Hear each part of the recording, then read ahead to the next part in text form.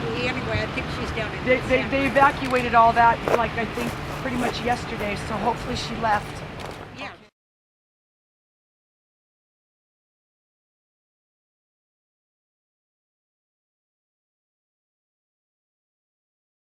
And the fire makes runs up small drainages, up to the ridge top. So it's what we call a dirty burn. There's so much fuel in there, and everything's tinder dry. It's pretty epic this year after 3 years of drought. I haven't seen fuel moistures this low in my career, and I've been doing this 20 years. So anyway, you'll see these kind of dramatic runs. So where you see the major columns, those are inside of drainages, which is like a narrow canyon. So the fire is following the contour of the terrain. So there is increased activity in that area, but the good sign is that the columns are straight up. There is a little bit of breeze on it, but nothing that they probably can't handle.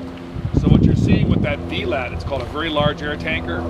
He just did an orbit here. I'm not sure where he's going to drop, but what they're trying to do is they're going to probably paint this ridge right in front of us. All right. Yeah, here he comes right now. So he's a little high for a drop. That's what happens. No, what they're doing, he's orbiting. And there's a guy, see there's a smaller aircraft, which is the air attack. The air attack right there, you see that smaller aircraft there? That's air attack. His job is to direct the aircraft and where they'll be most effective as far as dropping.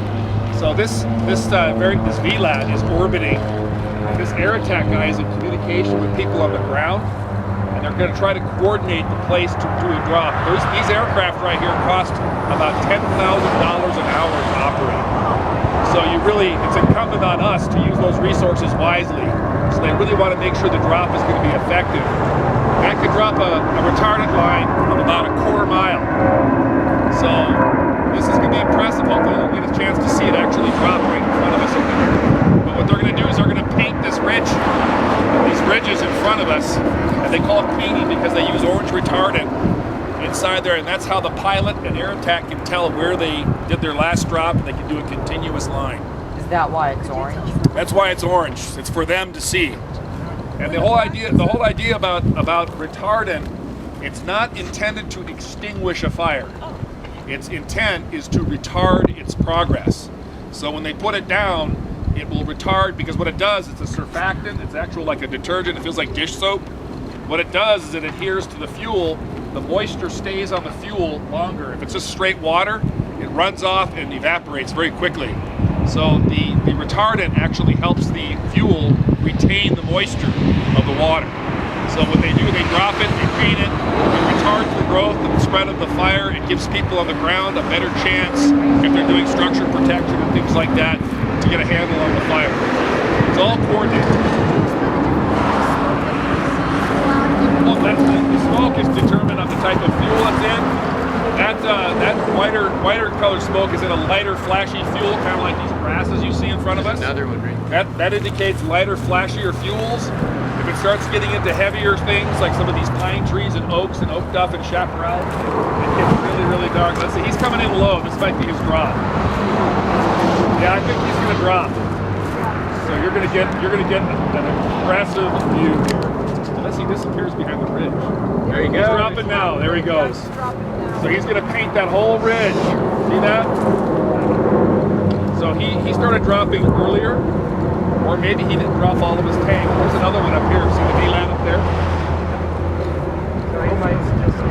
Yeah, they have two VLATs operating. Very large air tank, VLAT. Yeah, so they have two of them operating.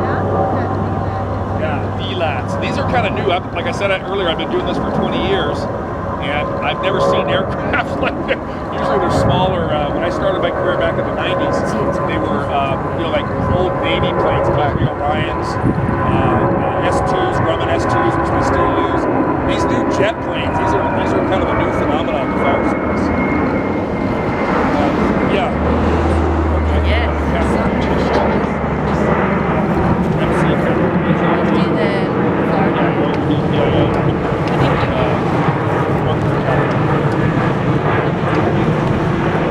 Ventura County, yeah. It's all part of the mutual aid system. So we have strike teams out here. We've got resources from all over the state here. And then this one,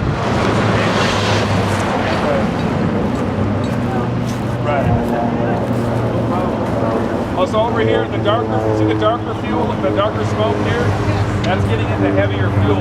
That means it's getting into heavier trees and bigger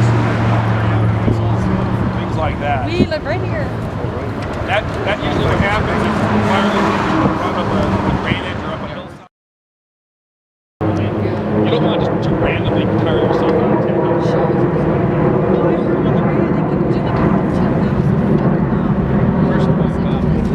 Oh yeah, there's thousands.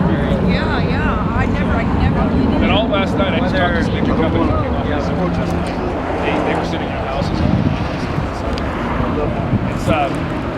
There's quite a few folks here. I think there's over Yeah, it was 14,000. That would be good. Put in God first. God, we're also grateful of these firefighters.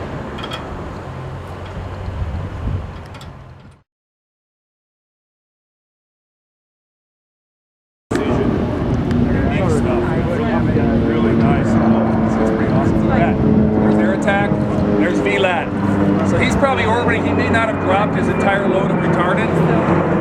So he might come in for another drop. And then there's another air attack up high.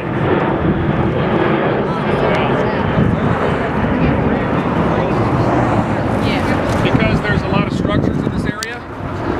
Yeah, and one of the things that they want to do